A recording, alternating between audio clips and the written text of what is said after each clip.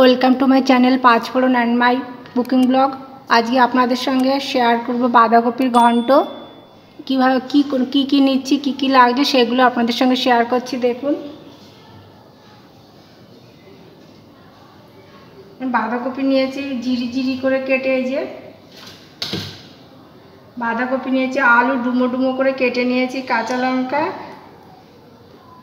Tomato কুচি, আর একটু আদা একটু গ্রেট করে নিয়েছি, আর ঘি লাগবে আস্তে আস্তে,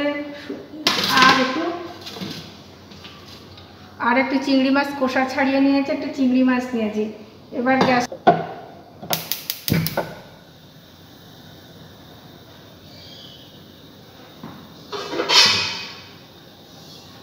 গ্যাসটাকে জ্বালিয়ে কড়াই বসিয়ে দিয়েছি।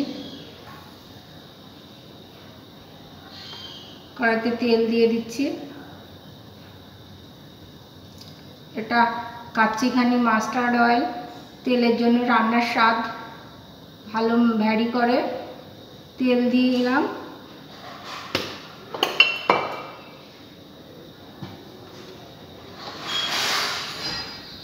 তেলটা দেওয়ার পরে এবার আলুগুলো ভেজে নিচ্ছি।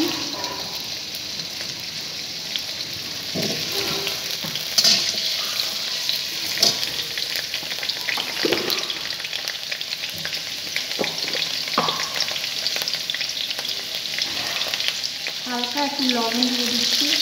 একটু হালকা লবণ দিলাম যাতে আলুর মধ্যে ভাজার সময় একটু লবণটা একটু ঢুকে যায়, এই কারণে একটু হালকা লবণ দিচ্ছি। লবণ একটু হলুদ দিয়ে হালকা করে ভেজে নিচ্ছি। আমি খুব অল্প মশলা অল্প তেলে রান্না করব, কারণ আমরা স্বাস্থ্য সচেতন না হলে অচিরেই অসুস্থ হয়ে পড়ব। এই কারণে সবসময় হালকা তেল, অল্প তেল মশলা খাবার খাওয়া উচিত। কারণ বেশি তেল মশলা দিয়ে রান্না করলে সেই খাবার খেলে হার্টের পক্ষে খুব একটা খারাপ পর্যায়ে চলে যায়, হার্ট ব্লক হয়ে যায়, কোলেস্টেরল বেড়ে যায়। এর জন্য যত পারেন তেল মশলা কম করে যেটুকু স্বাভাবিক দরকার সেইটুকুই দেবেন। এর অতিরিক্ত তেল মশলা খাওয়া উচিত নয়। এই জন্য আমি খুব অল্প তেল মশলায় রান্না করব, মশলাও অনেক কম দেবো আমি। আলুটা ভেজে নিচ্ছি।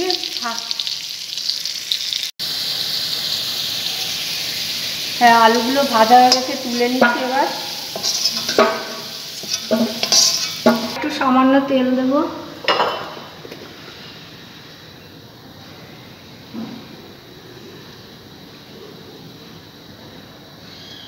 ব্যাস, এই পর্যন্তই, আর তেল দেবো না। এবার ফোড়ন দিচ্ছি। শুকনো লঙ্কা, দুটো শুকনো লঙ্কা দিলাম।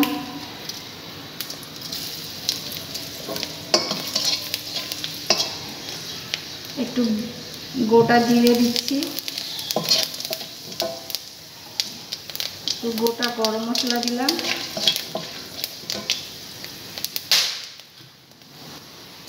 এবার কিছু চিংড়ি মাছ দিয়ে দিচ্ছি, ভেজে দেবো চিংড়ি মাছ।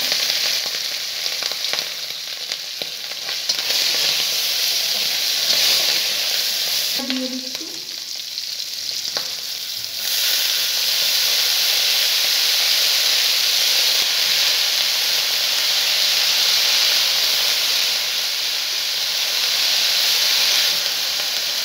এর মধ্যে টমেটো দিয়ে দিচ্ছি, চেরা কাঁচা লঙ্কা, আর গ্রেট করা আদা, এগুলো সব দিয়ে দিচ্ছি।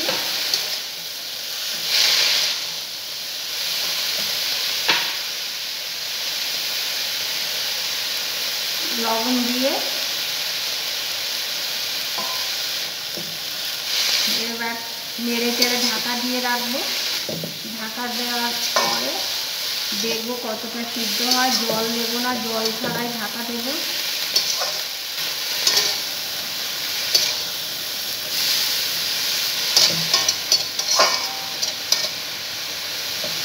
আলুটাও দিয়ে দিই, তাহলে তাড়াতাড়ি সিদ্ধ হয়ে যাবে। হলুদ এখনও দিইনি, হলুদটা সবার পরে দেবো, কারণ আগে হলুদ দিলে না বাঁধাকপিটা সিদ্ধ হতে চাইবে না, তার জন্য হলুদটা সবার পরে দেবো। এর জন্য এগুলো আগে সিদ্ধ।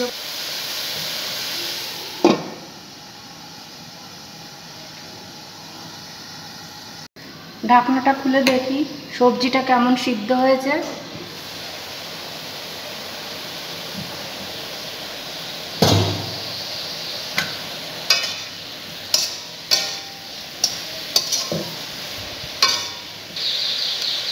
একটু চিনি দিয়ে দিই।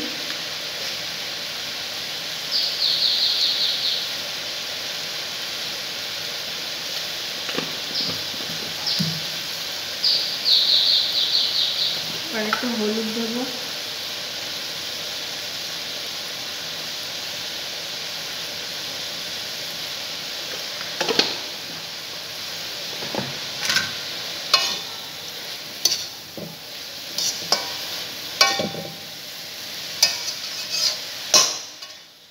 একটু সামান্য জল দিয়ে দিলাম।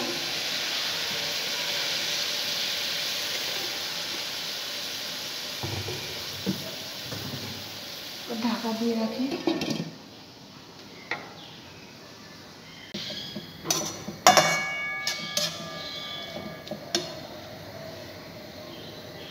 একটু নুন মিষ্টি চেক করব।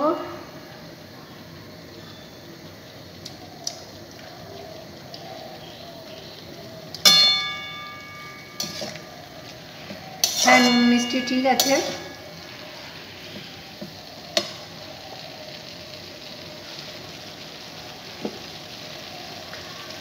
এবার একটু ঘি দিয়ে দিচ্ছি, ঘিতেই এর স্বাদটা আনবে। কম লাগছে, একটুখানি চিনি দিয়ে দিলাম। গরম মশলার গুঁড়ো দেবো, এটাই আমি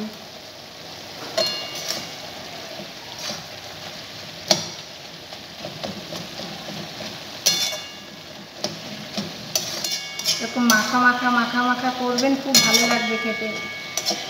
আমার রান্না বান্না এই পর্যন্তই। সবাই ভালো থাকবেন। আমার সঙ্গে এতক্ষণ সময় দেওয়ার জন্য সবাইকে অনেক অনেক ধন্যবাদ। রাখছি তাহলে আজকের রান্না। নমস্কার।